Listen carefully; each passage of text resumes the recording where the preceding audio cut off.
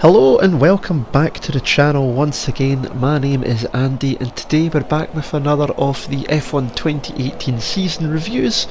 This time we are obviously reviewing the weekend's race from Shanghai in China, the Chinese Grand Prix, which was an interesting race. I would say it was a race of two halves almost, personally. But we will get into that in a moment's time. First of all, as always, just like to thank you all for watching and listening to the video and to all my other videos if you are watching many of them as well. If you haven't already done so, do hit the big red subscribe button on the page so that you don't miss any of the videos. Also hit the bell icon as well, you'll get to know when I've uploaded something new too. Hit the like button as well, of course, and comment below, apart from the obvious, which we already know about and we'll get into in a second. What was your moment of the Grand Prix? What did you enjoy most about the Chinese Grand Prix weekend? Tell me below and let's have a chat about it.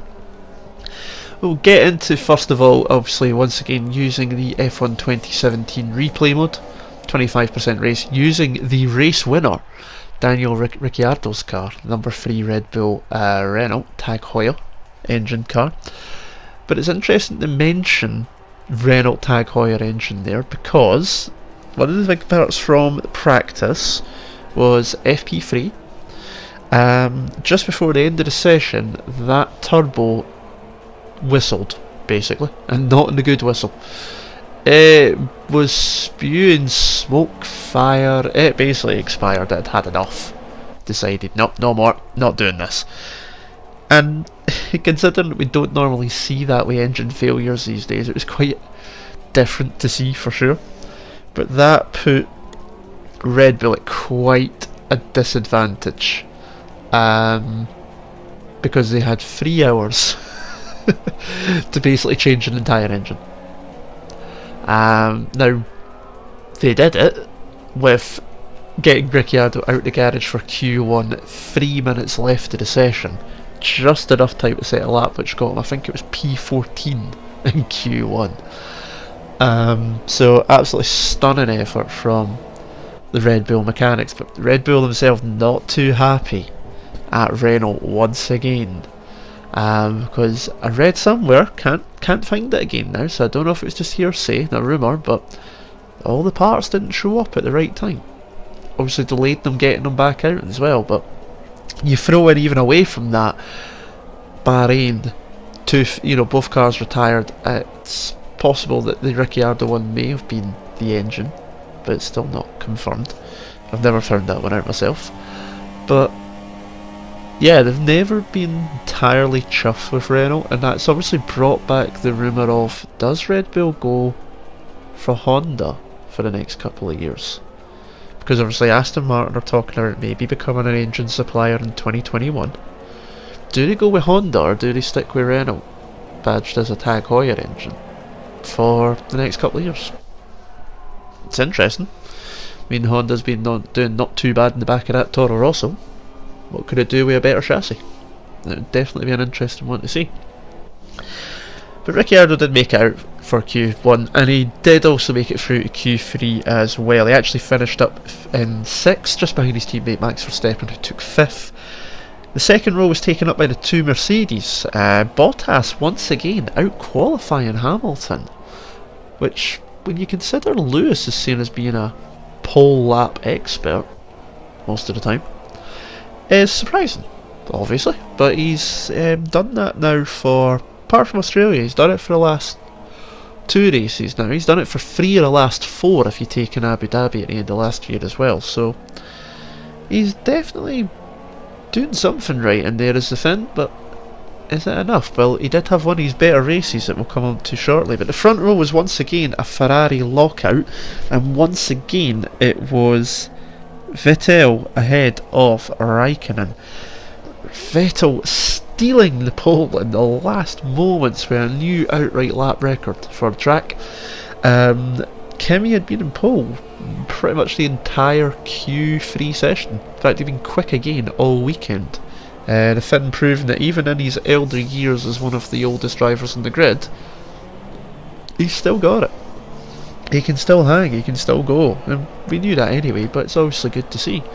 As I said before, Ferrari need 2 quick drivers to go try and take that constructors title off of Mercedes. Everyone goes about the drivers' championship, of course they do, but for the teams it's the constructors' championship. That's where the money comes from for them. That's where the prestige comes from for them. So they need 2 quick drivers, and Kimi's proven that he can still hold it there. But Ferrari, they seem to be doing other things to kind of screw about with it. Again, it's so many bits to this race, all small bits and pieces, it's incredible. But that was qualifying. Now we move on to the race itself. It was a decent start, it was nothing major. Lance Stroll did jump from 18th to 12th within the first lap, which was a great effort from the young Canadian in that Williams Mercedes, which has been pretty slow, is I think the easiest way of saying it so far. But up at the front, Vettel got away. He was on the left hand side of the track, Kimi was on the right in second, and Vettel crowded Kimi out, meant that he had to get out of the throttle because of the tightness of the line he was going to have to take for turn 1, turn 2. And Bottas just swooped round the outside, took P2 and split the Ferraris. Now that wouldn't have been in the Ferrari game plan. You can absolutely guarantee that was not the case. They would have been looking to have 1-2 through the first lap and hold up the field, make sure that maybe Vettel could scamper clear, whatever. But no, Vettel crowded out his own teammate. Bottas took up P2, and then Verstappen got himself into P3. He'd already passed Hamilton into turn 1. And then at the end of turn 6, round the outside he went with Kimi. And he was up to P3 before long, which was just fantastic. He was obviously getting a bit excited on the radio. I will not repeat the comment, but you've probably seen it.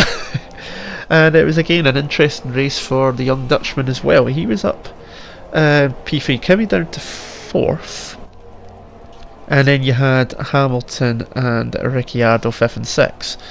The race then settled down. Sebastian was able to keep around about 2 seconds or so ahead of Bottas in second, and they came up to the pit stops. Now, Mercedes went first with Bottas. Red Bull double stacked both drivers, which after all the issues with the Haas team in Australia and with Ferrari last time out in Bahrain, it was a brave move to do. And not only did they pull it off once, they pulled it off twice. That'll come up with that one later on. And they got both drivers in the same lap. Verstappen left the pits, and Ricciardo came straight in behind them. And both seconds were 2 point something seconds. Just great work from the Red Bull guys all weekend. It's astonishing. But Ferrari left Vettel out a couple of laps too long, really. And by the time he came out of the pits, Bottas had jumped him. Bottas had taken over the place from Vettel, swooping by into turn 1 as Sebastian came out of the pits.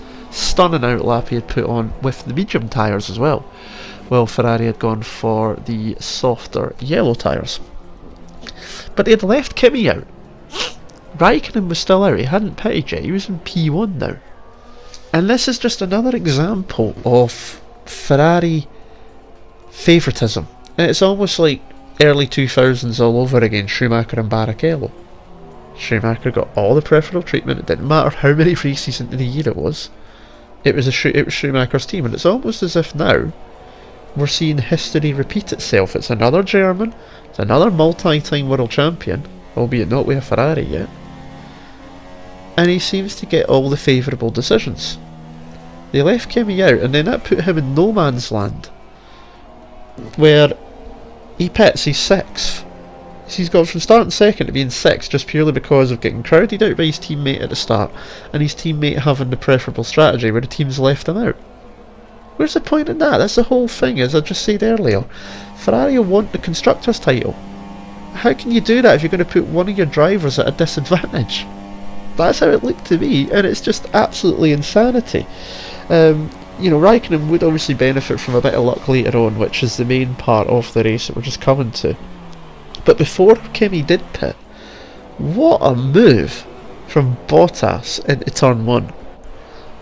He went right around the outside. I know he had newer tyres, grippier tyres, and I know Kimi was struggling with his tyres, but still, around the outside of turns 1 and 2, he then had the inside to turn 3. He took that Mercedes, he swooped right around, and he took that place. Kimi thought about going for the repass into turn 4, I think it is, turn 4 or 5. And then thought better off it, and then he went, oh wait, I need to let Seb by, because Sebastian was on the fresh tyres just behind. It was absolutely incredible, and Kimi then pitted, he was down to 6. And a couple of laps later, this is when this race goes into its second phase properly. The first part up to the pit stop's pretty standard, pretty boring in some aspect. But from the pit stops onwards, especially this part here, it just went bonkers. You know, I've seen a tweet from Matthew Gallagher, who's ex-Matty G, does the WTF1 videos on YouTube, and it says, imagine watching the start, falling asleep and seeing this order. And he's right, you know, because you would have, if you had fell asleep with Vettel, Bottas, Raikkonen, you know, where they were, you wouldn't have thought you were going to wake up and, you know, find this towards the end. But safety car came out, and it was caused by the Toro Rossos. Gasly hit his teammate Brendan Hartley going into the turn 14 hairpin, damaged the front wing on the left hand side, debris everywhere. He then ran over it the next lap as well, which didn't help. And they put the safety car out because it was now covering over the race line, so it was, you know, it was unsafe, chance of punctures, stuff like that. Because obviously they needed to clean the track, it was a full safety car, not the virtual safety car. They put out the full safety car to cover off the issue, and the timing of it was inconvenient, shall we say, for the top 4. Certainly top 3, top 4. I mean, I seen a video of Hamilton. It looked like he was at the pit entrance as it came out, so it was really hard to obviously judge that. They decided it was better to keep him out anyway. But both Red Bulls then pitted double stacked again. Okay, a wee bit more of a gap between them this time, which was helpful for them. But they were now on fresher tyres. They were on the soft tyres rather than the mediums, but they were brand spanking new. So they came out 5th and 6th. Hamilton's not happy. He's struggling to get heat into his tyres as it is, and he's like, if I got guys behind me on new tyres, and they're like, yep. It's like, why didn't we pick? Because you weren't even behind them. That's what they said in the pit wall to Hamilton. He did not have a good weekend. He ended up finishing in 4th. We'll come on to that in a wee moment. But this made a big difference to the race. Stacked everyone up, so we've now got Bottas in 1st, we've got Vettel in 2nd, Hamilton's up to 3rd at this point, with Raikkonen 4th, if I remember rightly, and then the 2 Red Bulls. And what then ensued was brilliance, to be honest with you. Safety car came in, the Red Bulls have obviously got the grip to go with it in comparison to those ahead, and they just flew. They absolutely did, absolutely fly through the field. You know, Verstappen was ahead. He tried earlier on in the race to go by Hamilton on the outside of turn 7-8, the fast sweeper, messed that up. He was there with a charge, so was Ricciardo, and insanity ensued. It really did. We seen moves by Ricciardo, which were just absolutely amazing, especially the one on Hamilton first of all into the turn 14 hairpin from so far back, as always as it is with Ricciardo. It's like everybody goes brake and Ricciardo waits about another second before he hits the brake, and he still gets it into the apex. It's just absolutely amazing how much confidence he's got. Softer tyres, newer tyres, yes, of course, helping him, of course, but still, he had to make that stick, and he did, and it was just absolutely brilliant from the Aussie. We then had Verstappen trying his own move on Vettel. But that didn't go to plan. Vettel seemed to lock up a little bit going into the turn 14 hairpin, so Verstappen sees a chance because I'm having that. But Vettel got the car back together and managed to get it into the corner. And Max was already there. The two collide, both spin, damage to the Ferrari, and a 10-second penalty for Max, which I think was justified, to be honest. But Max still finished 5th. He got past Hamilton, he got underway, he got back past Hamilton and Raikkonen, and the 10-second penalty meant he only lost out to Hamilton. Vettel was the big loser in that because he actually dropped to 7th behind Hülkenberg, and then a few laps from the end he got passed by Alonso through turns 1, 2, 3. He wasn't too happy at Alonso pushing him off the track, but you know, it was classed as fair and it was hard and fair racing. But there was damage to that Ferrari on the floor, so that caused, you know, him to struggle to get back through the field. So was it a fair penalty? It's hard to tell. It's one of those ones, you know. I think it was. I mean, there's not much more you can do other than bringing them through the pit and really ruining the race. And the reason they changed the penalties was purely to try and avoid that. But Seb lost out big time. He finished 8th. Max would be in 5th.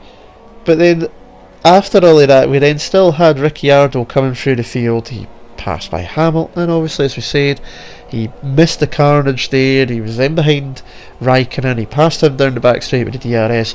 And then caught up to Bottas. And down into, I think it's turn 6, I think it's called. It's the hairpin at the end of sector 1, and he chucked one up the inside. Now it looked like he decided against it. Bottas started covering the line, and then he just released the brake pedal a little bit, I'd imagine, and just carried on. And fair play to Bottas, he tried to squeeze him out, but it gave him the space still, and he made the move stick, and he was away into the lead, and he ended up winning by just shy of 9 seconds in the end. I mean, you think that we've seen 2 great moves from Ricciardo. We've seen a lovely pass from Alonso, and if you've not seen it already, although it got flagged for a violation and crossing the pit line, if you've not seen it, check out Sebastian Bourdais' move in the IndyCar race at Long Beach at the weekend. Gee whiz, what a pass that was. If you've not seen it, where the hell have you been hiding? So it's been all over social media. It's a stunning pass, but we're talking about F1 here, not IndyCars. But it was a great weekend for overtaking. There's still issues, obviously, with following cars. It's not as comfortable. It's going to be a continuous issue, but C overtakes was good. DRS, a little bit powerful in places, but not too bad. So it made for some interesting racing. So we'll run through the order, because pretty much everybody apart from everybody but one car finished. And even with that retirement, which was Brendan Hartley's Toro Rosso with a gearbox issue, it was only 5 laps before the end. So, you know, it was a really, really close race. And because of the safety car, everybody finished on the lead lap, which I think is the first time I've seen that for a long, long time, to be honest with you. So it was Ricciardo took first position. We see Nishui on the podium again, which just makes me sick. Second was Bottas and the Mercedes. Third was Raikkonen. So despite getting crowded out by his teammate at the start, despite the poor strategy call it seemed like from Ferrari keeping him out, he benefited from the safety car because it wasn't too many laps after he had pitted, so he still had relatively fresh tyres in comparison to Bottas and Vettel and Hamilton, who'd all pitted earlier. Fourth was Hamilton. He had been passed by Verstappen during the end part of the race, but there was no point in them fighting it because of the 10-second penalty for the Dutchman. Fifth to Verstappen. Now he nearly lost out one more lap. He might have, I don't know, a lap earlier this race actually he would have lost out in fifth as well, because Hülkenberg was 0.7 behind at the end, so really, really close. So a great result for Hülkenberg as well, taking 6 for Renault and our consistent performance. And I seen a lovely stat as well actually for Hülkenberg, showing his consistency in qualifying, in that he started in P7 for the last 7 races, dating back to the tail end of last year as well. So phenomenal consistency from the German there. Fernando Alonso took 7th for the McLaren. He was half a minute behind Ricciardo. Sebastian Vettel, as mentioned, was 8th. It was a double points finish for Renault as Carlos Sainz took 9th. He was catching Vettel at the end, so one more lap and Vettel could have been 9th on the end of this. And in 10th place in the last point was Kevin Magnussen in the Haas, taking the last point. Esteban Ocon and Sergio Perez in the Force Indias were at 11th and 12th, still struggling to start the season. They've only got, I think, 2 points so far from the year, so that's a bit of a worry for them. Obviously they'll be wanting to change that quickly. Stoffel van Dorn took 13th in the other McLaren, with Lance Stroll and Sergei Sirotkin in 14th and 15th for Williams. 16th was Marcus Ericsson in the Sauber, so 1 week after his heroics in Bahrain, couldn't quite repeat the feat this time round here in Shanghai. Romain Grosjean was 17th for Haas. He had a bit of a horrible weekend. He actually had to let Magnussen pass. He was instructed by the team to let him pass on lap 6, despite the fact that Grosjean was on the ultra soft tyres and Magnussen was on the, I think it was the mediums, the harder tyres. So he wasn't too chuffed at that, so that would have been an interesting debrief, I'm sure, but he didn't have a great time of the weekend either. Pierre Gasly 18th, he obviously got a 10-second penalty as well due to the collision he had with his teammate. And the last of the runners was Charles Leclerc in 19th. Tricky weekend for the rookie, had a few mistakes. He admitted his own fault. He had a spin during the race as well, which was not due to damage. It was saved by the team, so tricky one for him. We'll see how he goes. Now, so we mentioned Brendan Hartley, knocked out by his teammate, and had a gearbox issue and retired 5 laps from home. So it means after 3 races before we head to the next round in Azerbaijan and Baku, Vettel is only 9 points clear of Hamilton in the first position in the championship. Obviously the end results of Verstappen and Vettel's incident helping there to keep that down. Bottas is 3rd on 40 points, Ricciardo is now up to 4th on 37, with Raikkonen at 5th on 30, and then Fernando Alonso 6th on 22 points, equal with Nico Hulkenberg. Max Verstappen down in 8th with 18 points. Pierre Gasly, because of that fantastic result in Bahrain last time round, is 9th on 12 points, and then Kevin Magnussen is 10th on 11 points. Sergio Perez, Charles Leclerc, Romain Grosjean, both Williams, Stroll and Sirotkin, and Brendan Hartley are the only drivers not to take a points winning position yet, and obviously that means that Williams are the only team not to have scored a point so far this season, with Force India getting 1 and Sauber 2, and everybody else is into double figures. So that covers off the Chinese Grand Prix. It's 2 weeks, I think it is, until we go to Baku. Last year's race was an interesting one. Cut the safety cars. We had the incident between Hamilton and Vettel under the safety car period, penalties, headrest falling loose. Ricciardo won last year, remember, and Bottas still second on the line from Lance Stroll. So it's definitely going to be an interesting weekend for sure. And then obviously after that we start the European season in Spain and Barcelona, track that the teams and the drivers know well due to their testing there during the winter period. But that is it from me today. Once again, thank you very much for watching and listening. Once again, if you do enjoy, hit subscribe and like, and comment below anything that you disagree with what I've said, anything you'd like to add that I've missed, put it in the comments below. But for now, that's all from me, and until next time, I'll see you again soon. Ta-ra.